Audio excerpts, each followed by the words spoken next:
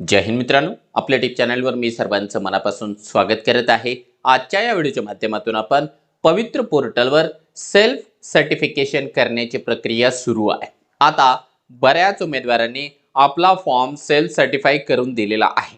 आता form self certify झाल्याच्या नंतर देखील आपल्याला लक्षात आलं की यार माझी इथे कुठेतरी चूक झालेली आहे, एखादा पॉइंट चुकलाय, एखादं मीडियम चुकलंय, मार्क चुकले, कॅटेगरी चुकली वगैरे वगैरे बऱ्याच गोष्टींमध्ये या ठिकाणी चुका झाल्या किंवा एखादी गोष्ट या ठिकाणी चुकलेली आहे। याच्यावर काही उपाय आहे का?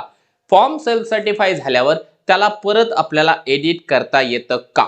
तर त्याचं उत्तर आहे येस। आपण जे आहे फॉर्म सेल्फ सर्टिफाई झाल्याच्या नंतर त्याला अनसर्टिफाई करू शकतो आणि अनसर्टिफाई करण्याची प्रोसेस आपण या व्हिडिओच्या माध्यमातून जाणून घेणार आहोत। आणि अनसर्टिफाई झाल्याच्या नंतर किती वेळा आपण परत एकदा सेल्फ सर्टिफाई अनसर्टिफाई करू शकतो आणि कोणकोणत्या गोष्टींमध्ये बदल करून घेऊ शकतो त्याविषयी लाईव्ह डेमो बघणार आहोत। परंतु तत्पूर्वी आपण जर चॅनलवर नवीन असाल तर आमचे चॅनल सबस्क्राइब करा, साईडचं जे बेल आयकॉन आहे त्याला देखील प्रेस करा, जेणेकरून शिक्षक भरतीच्या संदर्भामधल्या कोणत्याही माहितीची अपडेट आपल्याकडून मिस होणार नाही। मित्रांनो, डेमो पाहण्याच्या पूर्वी आपण किंवा आपले कोणी रिलेटिव्ह आहे येत्या टीईटी परीक्षेची किंवा सीटीईटी परीक्षेची तयारी करत असतील तर त्यांच्यासाठी अवेलेबल आहे गुरुजी कार्यरत शिक्षकांसाठी टीईटीची बॅच। यामध्ये परीक्षा परिषदेचा जो काही टिपिकल पॅटर्न आहे त्या पॅटर्न प्रमाणे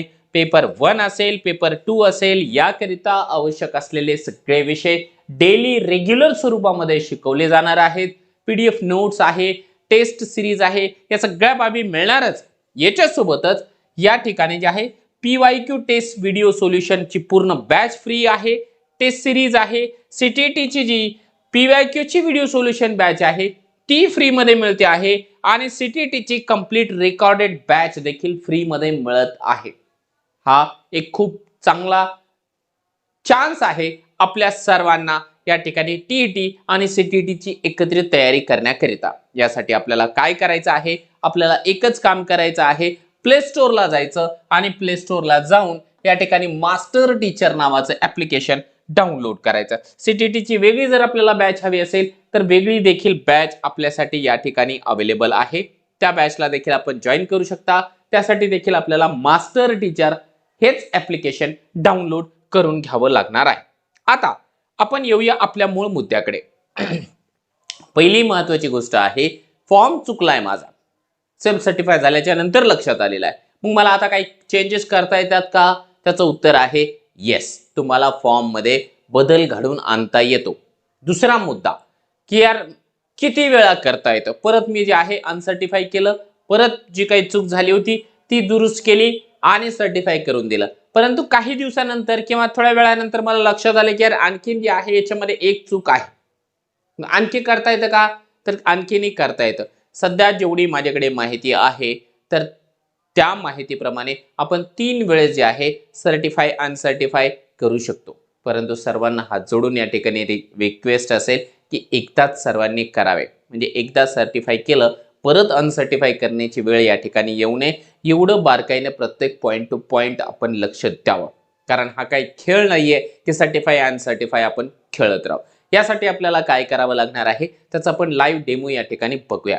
पहिल्यांदा आपल्याला आपला जो काही फॉर्म आहे तो लॉग इन करून घ्यायचा आहे आणि लॉग इन केल्याच्या नंतर आपण काय प्रोसेस करायची ते आपण या ठिकाणी स्क्रीनवर पाहूया।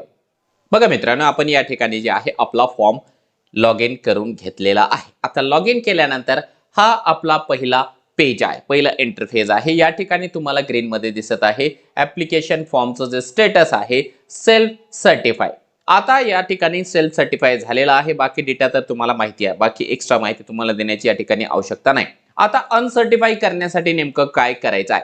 बघा इकडच्या साईडला ना, डाव्या साईडला print self certify application form आणि त्याच्यानंतर अनसर्टिफाई ऍप्लिकेशन फॉर्म असे 2 ऑप्शन्स आपल्याला या ठिकाणी दिसत आहे। मग आपल्याला एक चूक दुरुस्त करण्यासाठी अनसर्टिफाय ऍप्लिकेशन फॉर्मवर एकदा क्लिक करायचं आहे।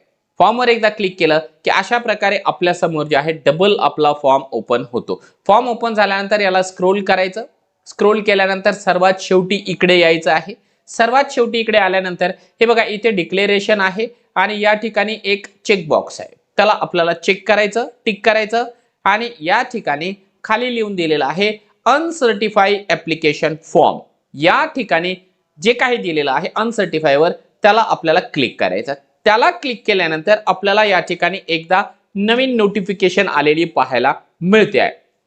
खरंच तुम्हाला अनसर्टिफाय करायचं का?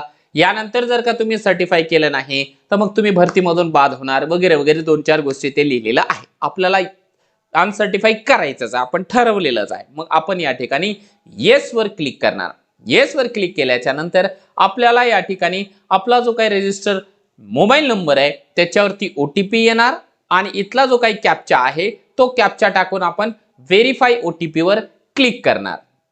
व्हेरीफाय केल्याच्या नंतर आता परत आपला जो फॉर्म आहे अशा प्रकारे आपल्या समोर पूर्णपणाने या ठिकाणी एडिट करण्यासाठी सज्ज झालेला आहे.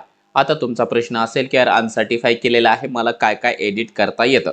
तर बघा, जी माहिती आपण पुटअप केलेली आहे, भरलेली आहे, ती सगळी माहिती आपण दुसऱ्यांदा परत एकदा एडिट करून घेऊ शकतो. आपली category, reservation, academic qualification, professional qualification, other academic qualification, TET, CTET या सगळ्या बाबी आपण आपल्या चेंज करून घेऊ शकतो. आपलं नाव चेंज होत नाही, आधार कार्ड आहे ते चेंज होत नाही, आपले मार्क, आपली जे डेट ऑफ बर्थ आहे ते तसं आपण रिक्वेस्ट सेंड करू शकतो, परंतु मोबाईल नंबर या बाबी आपल्या चेंज होत नाही. आता तुमच्या लक्षात आलेलं असेल की आता आपल्याला काय करायचं. अनसर्टिफाय झाल्यानंतर मग तुमची चूक कोणत्या ठिकाणी आहे त्या ठिकाणच्या मेनूवर आपल्याला क्लिक करायचं आणि ती गोष्ट या ठिकाणी दुरुस्त करून घ्यायची. पूर्णच्या पूर्ण फॉर्म आपल्याला परत भरण्याची आवश्यकता नाही, फक्त जी गोष्ट एडिट करायची तेवढीच गोष्ट आपण या ठिकाणी एडिट करून घ्यायची आहे. इतर गोष्टींना आपल्याला या ठिकाणी हात लावायची गरज नाही.